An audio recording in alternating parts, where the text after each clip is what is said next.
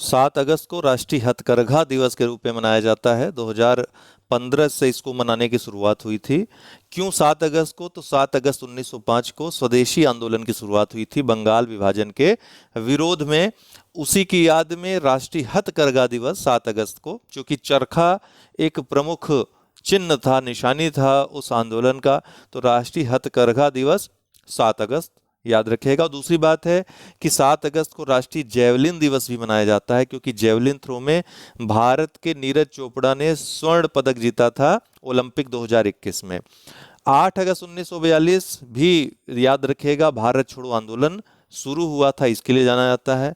अदिति स्वामी हाल ही में चर्चा में रही, क्योंकि विश्व तीरंदाजी चैंपियनशिप जो कि जर्मनी के बर्लिन में आयोजित हो रहा था, उसमें व्यक्तिगत विश्व चैंपियन का खिताब जीतने वाली पहली भारतीय बन गई हैं, और सबसे कम उम्र की भी ये वर्ल्ड चैंपियन बनी है, मात्र 17 वर्ष की हैं।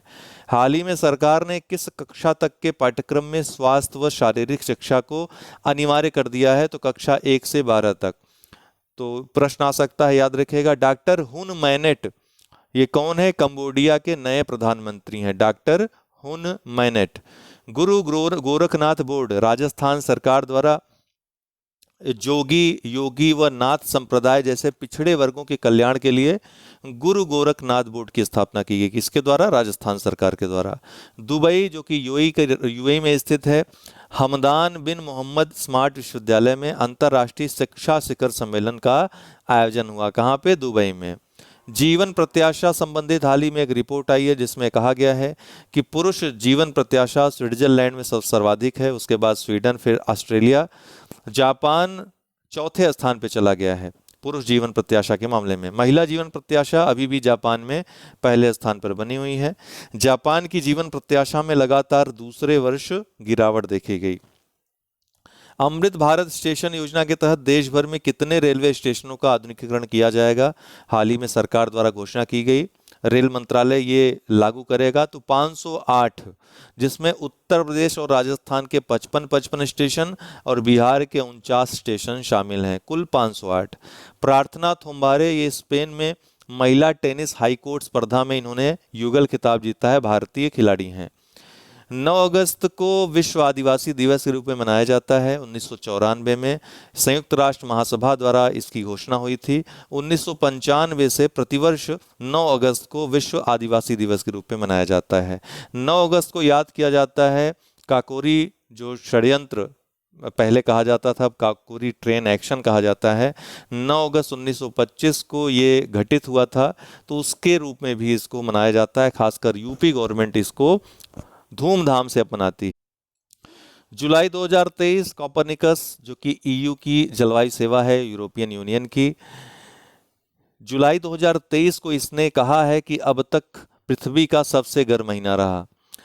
पिछला जो था वो जुलाई 2019 में रहा था, अभी उस रिकॉर्ड को तोड़ दिया है जुलाई 2023 ने। आप सबको भी महसूस हुई होगी जो गर्मी रही। लूना 25, ये रूसी स्पेस एजेंसी रॉसकॉस्मोस की एक नई प्रक्षेपण योजना थी, अभी हाल ही में लॉन्च हुई है। चंद्र लैंडर है, ये प्रक्षेपित इसको किया है, ये भी दक्षिणी ध्रुव पे, भारत का जो चंद्रयान 3 गया है उसी की राह पर ये भी गया है। अब ये देखना है कि पहले लूना 25 उतरता है या फिर अपना चंद्रयान 3 इतिहास बनाता है। गुजरात, उत्तर प्रदेश की तर्ज पर एक जिला एक उत्पाद योजना अभी हाल ही में गुजरात सरकार ने लागू की है। प्रश्न आ सकता है, भू विजन, ये इंटरनेट ऑफ थिंग्स जो कि नई प्रौद्योगिकी है, आने वाली समय में क्रांतिकारी परिवर्तन ला सकती है। तो आईओटी आधारित मृदा परीक्षण व कृषि विज्ञान सलाहकार मंच है, ICAR के द्वारा इसको लॉन्च किया गया। नीराक्षी, ये समुद्र में संसाधनों का या खदानों का पता लगाने के लिए garden reach ship builders Bharat द्वारा विकसित अंडर वाटर वाहन है। इसका नाम क्या है? निराक्षी। डायरेक्ट प्रश्न पूछेगा, निराक्षी क्या है? वैभव तनेजा, टेस्ला के नए चीफ फाइनेंशियल ऑफिसर ये बनाए गए हैं, भारतीय मूल के हैं। भारतीय खेल प्राधिकरण साई द्वारा एशियाई खेलों में भाग लेने वाले एथलीटों पर बनाई गई शॉर्ट फिल्म का नाम क्या है? तो इसका नाम है हल्ला बोल। आदि चनल्लूर पुरातात्विक स्थल थूथुकुडी जिला तमिलनाडु में स्थित है। प्राचीन लौह युग का दफन स्थल इसको कहा जाता है। तमिराबरानी नदी के किनारे स्थित है। महापाषाण संस्कृति जो कि शवाधान से संबंधित है, उससे ये संबंधित है। वित्त मंत्री निर्मला सीतारमन के द्वारा प्रतिष्ठित स्थल संग्रहालय की आधारशिला यहाँ पे रखी गई। आपको बता दें कि बजट 2020-21 में प्रतिष्ठित स्थलों के रूप में विकास के लिए चयनित 5 स्थलों में से ये एक है। अन्य जो 4 स्थल हैं, राखीगढ़ी हरियाणा का, हस्तिनापुर उत्तर प्रदेश का, धौलावीरा गुजरात का और शिव सागर असम का इसमें सम्मिलित हैं। सुवाल्की द्वीप, सुवाल्की गैप हाल ही में चर्चा में रहा। ये रूस और बेलारूस के मध्य एक सकरी पट्टी का काम करता है, जो कि सामरिक दृष्टि से बहुत महत्वपूर्ण है। लिथुआनिया और पोलैंड के मध्य ये स्थित है। NCLT national company law tribunal, ये अभी हाल ही में नेशनल कंपनी लॉ ट्रिब्यूनल के द्वारा जी एंटरटेनमेंट और सोनी पिक्चर्स नेटवर्क्स इंडिया के विलय को मंजूरी दे दी गई है। तो एक बड़ा विलय हाल ही में संपन्न हुआ है। सुस्वागतम ये क्या है? तो सर्वोच्च न्यायालय के परिसर में विभिन्न अवसरों पर विभिन्न उद्देश्यों से, चाहे वो कर्मचारी हो, वहाँ के अधिकारी हों, बाहरी व्यक्ति हों, रिपोर्टर्स हों, सबके लिए ऑनलाइन सुविधा उपलब्ध कराने वाला पोर्टल है सुस्वागतम। बेंगलुरु, ये इंडिया स्टार्टअप फेस्टिवल 2023 यहाँ पर आरंभ हुआ।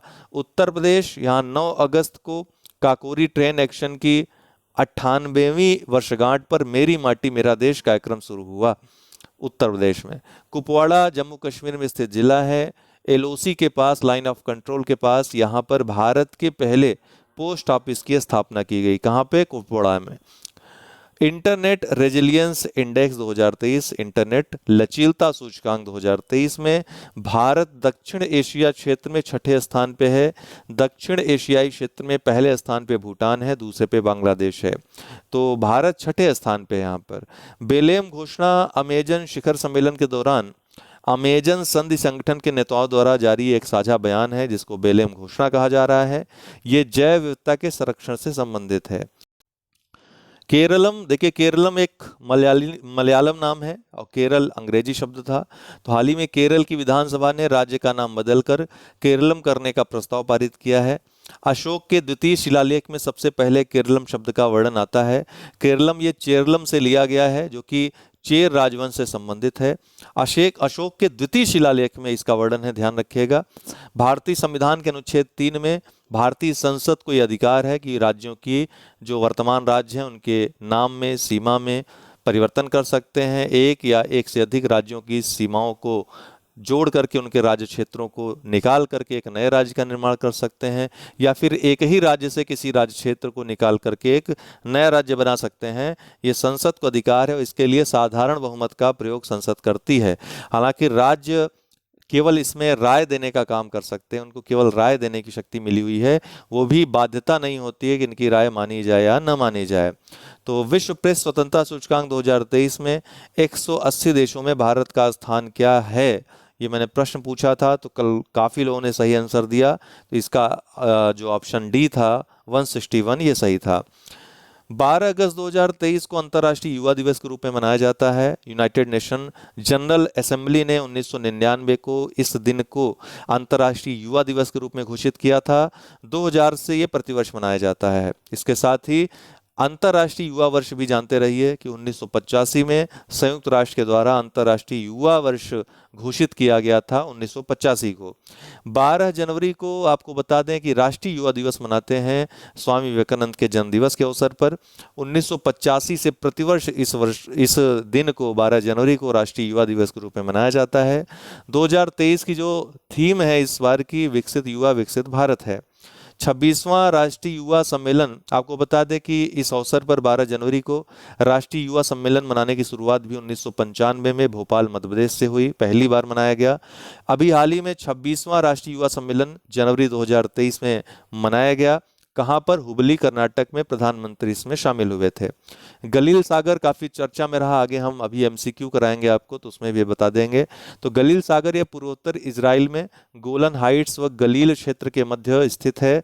इसका स्रोत मुख्यतः जॉर्डन नदी है और अन्य जो भूमिगत जल स्रोत हैं उनसे जल प्राप्त करता है, अर्थात जॉर्डन नदी गलील सागर से होकर गुजरती है। पृथ्वी पर सबसे निचले मीठे पानी की झील इसको माना जाता है। तथा दूसरी सबसे निचली झील इसको माना जाता है, क्योंकि पहली सबसे निचली, जो सबसे ज़्यादा निचली झील है वो मृत सागर है, जो कि एक नमकीन झील है। अभी हाल ही में ब्रिटिश काल के 3 कानूनों को बदलने के लिए, ब्रिटिश काल के कई शब्दों को, शब्दावलियों को बदलने के लिए, और जो अपराध संहिता है उसको वर्तमान ज़रूरतों के अनुसार ढालने के लिए, और सिविल संहिताओं को वर्तमान ज़रूरतों के अनुसार ढालने के लिए, ताकि न्याय में देरी न हो, क्योंकि पुस्तकों, जो फाइलों के बीच दबा इंसाफ एक बड़ा धब्बा होता है किसी भी देश के लिए। तो ब्रिटिश काल के 3 कानूनों को बदलने के लिए लोकसभा में हाल ही में 3 विधेयक लाए गए।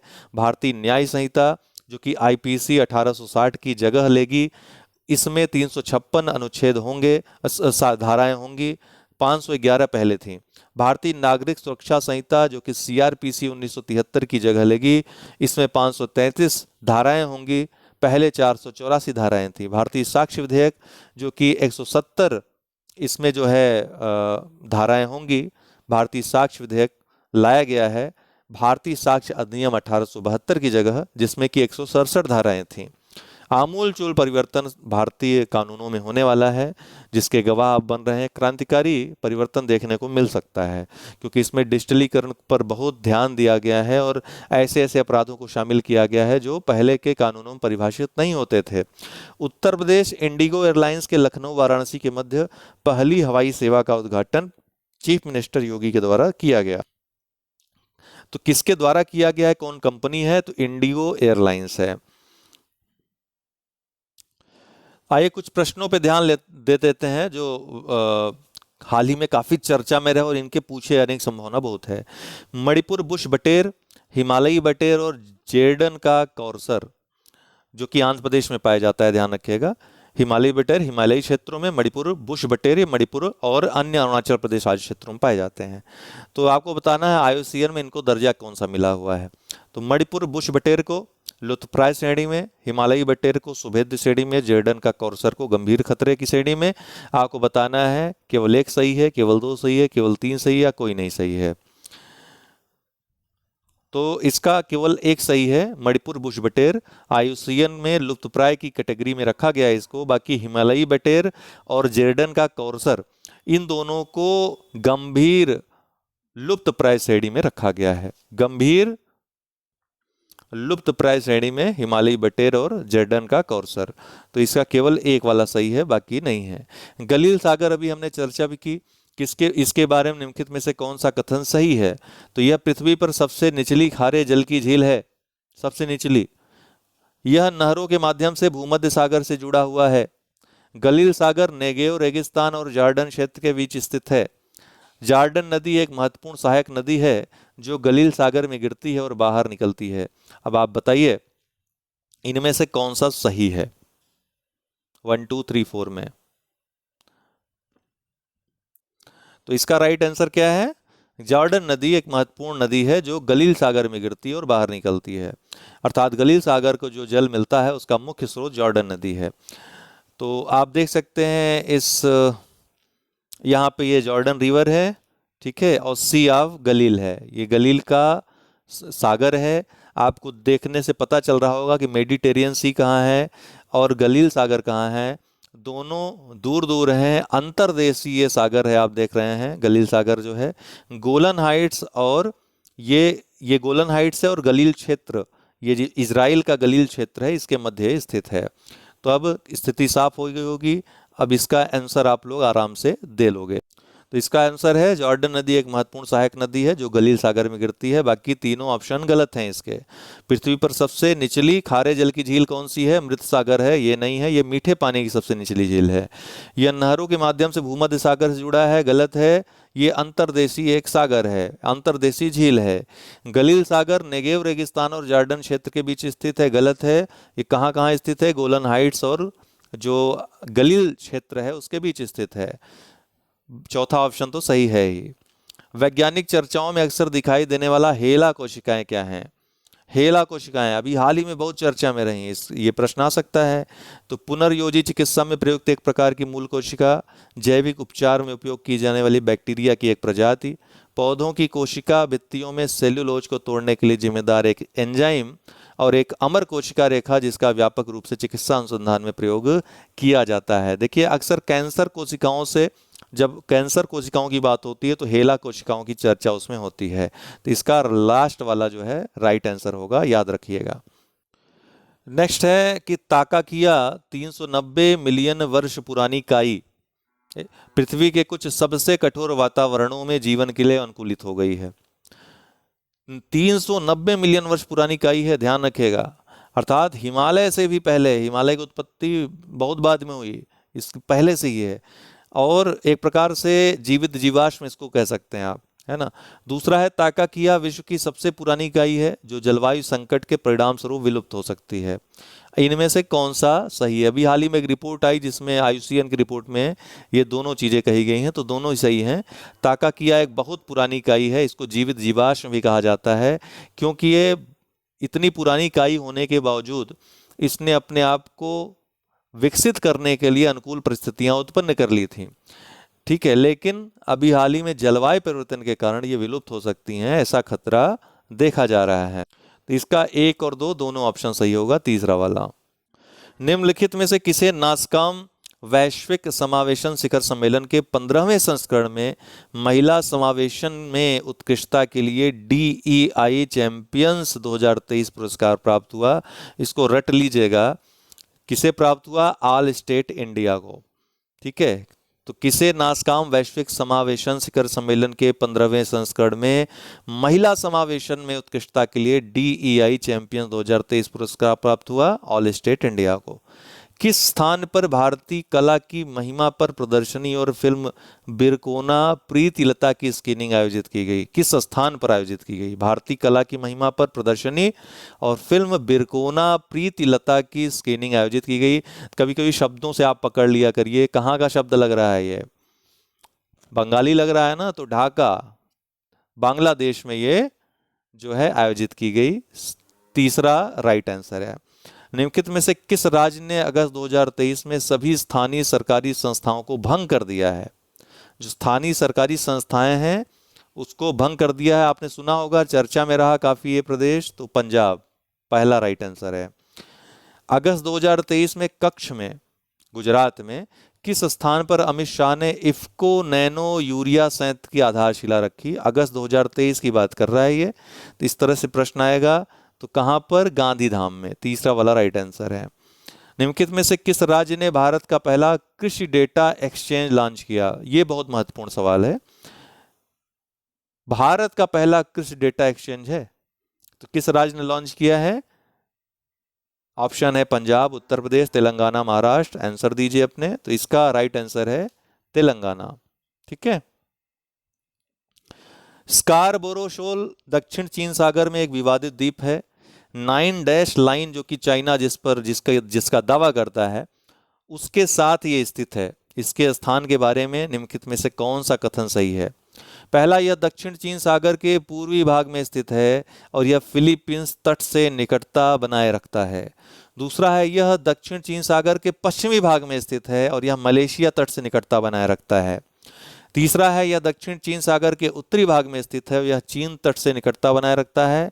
चौथा है, यह दक्षिण चीन सागर के दक्षिणी भाग में स्थित है और यह इंडोनेशिया तट से निकटता बनाए रखता है। बहुत बढ़िया प्रश्न है। स्कारबोरो शोल याद रखिएगा।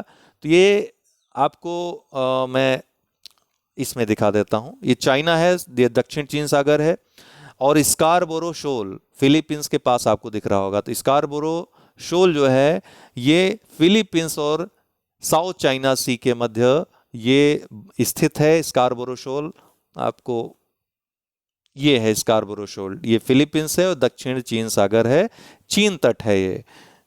तो इसका राइट आंसर क्या हो जाएगा? दक्षिण चीन सागर के पूर्वी भाग में स्थित है और फिलीपींस तट से ये निकटता रखता है, ठीक। आज के लिए इतना ही, बहुत बहुत धन्यवाद।